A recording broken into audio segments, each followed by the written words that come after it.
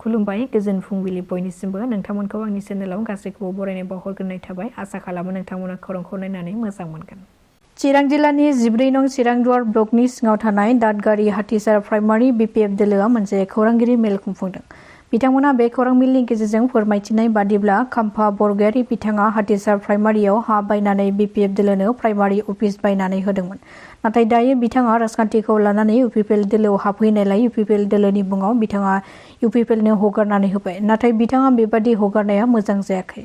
मानोना बेयो राजखान्थिजों दिनै दङ गाबोन गैया। बिथाङा बेबादि खालामनायाव BPFनि जेसेबांनाखि सुबुंफोर दङ बेयो जोंनि थाखाय दुखुनांथाव जादों। नाथाय जोंनि BPF दोलोआ फैबाय थानाय BTCनि बिसायख'थियाव देरहायोब्ला खाम्फा बरगयारिया BPF दोलोआव फिन गिदिंनानै फैफिनोब्ला बे हाखौ BPF दोलोनो हगारफिनोब्ला UPPL दोलोनि सुबुंफोराबो बिथांखौ गाज्रि मोनगोन। बिथाङा बेबादि खालामनाया मोजां जायाखै आरो बिथाङा फैबाय थानाय समाव जेरावबो जायगा मोननाय नङा होननानै गोख्रों रावजों सोंखारिदों BPF दोलोनिफ्राय।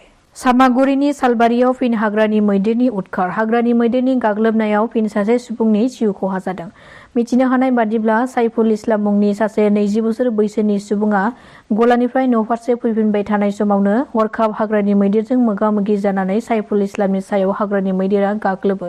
जायनि जाहोनाव हाग्रानि मैदेरनि गाग्लोबनायाव साइफुल इस्लामा जायगायावनो जिउ खहा जायो। मेघालयआव BSFनि हानजाया आयेन बेरेखा मोसौ मैसो फालांगि खालामनायनि हेंथायै गोख्रों नोजोर होनानै भारत बांलादेश सिमायाव 8 लाखनिबो बांसिन बेसेननि mar14 मैसो फालांगि खालामग्राफोरखौ बन्द' खालामदों।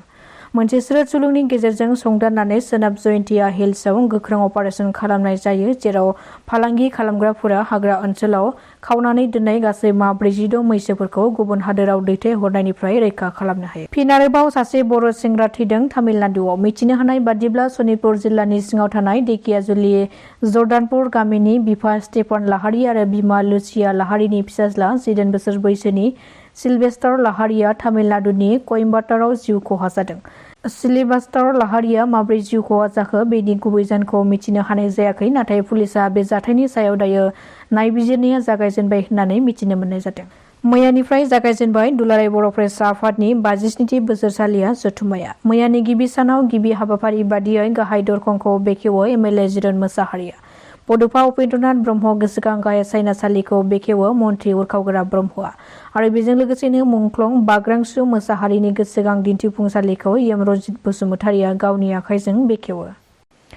बिथाङा बे हाबाफारियाव बाहागो लानायजों लोगोसे खौरां बिजोंनि गेजेरजों फोरमायथिदों दि 2025 मायथाइया दुलाराय बर' फरायसा आफादनि थाखाय मोनसे जारिमिनारि बोसोर जानानै थासिगोन। मानोना देग्लाय बे बोसोरनि दुलाराय बर' फरायसा आफादनि 57थि बोसोरसालिया जथुमनि गेजेरजों बर' माहारिनि थामथि बिटिआर गोजोन गोरोबथाजों सोमोन्दो थाफानाय 125 एमेन्डमेन्टनि बिल पास जानाया बे जथुम्माजों रोखायै सोमोन्दो दङ। जायनि जाहोनाव नखर मन्त्रि अमित शाह बिथाङा बे सानब्रैनि हाबाफारिनि जोबथा हाबाफारि एबा 14 मार्चआव बे हाबाफारियाव बाहागो लानो थाखाय नुजाथिफैगोन आरो बिथाङा बे हाबाफारियाव बाहागो लानानै बर'फोरनि थाखाय मोजां खौरां फोसावगोनखौ जों आसा खालामो होननानै बुंथियो यमरनजित बसुमतारिया। रायजोआव दासान्दि बोथोरा फिन गुसुआव महर सोलायनायखौ नुनो मोननाय जादों। फिन आरोबाव रायजोआव बोथोरा गिख्रंथाव महर लागोननि इसारा होदों IMDआ। रायजोनि दाब दाब ओनसोलाव बारजों लोगोसे सारअन्थाइ फैनो हागौ होननानै IMDआ एलार्ट फोसावदों। जायनि थाखाय IMD एबा बोथोर बिगियान बिफाना फैगौ 24 घन्टानि थाखाय सुबुंफोरखौ सांग्रांथियै थानो थाखाय खावलायदों।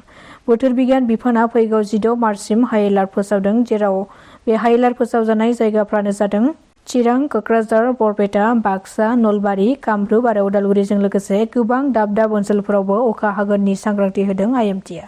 बिजनी महकुमा पुलिस मावख'गिरि प्रसेनजित दासजों लोगोसे आमगुरि पुलिस थानानि बिबानाव थानाय पंकज दलिनि हानजाया जथायै अपारेसन खालामनानै चिरांनि आमगुरि पुलिस थानानि बेन्दोंआव थानाय पर्बतजरा मकरा दैमानि साखाथियाव हायाव फबनानै दोननाय थासारिनिफ्राय गंसे 7.65 पिस्तल आरो गरनै गोथां गुलिखौ बोखांनो हायो।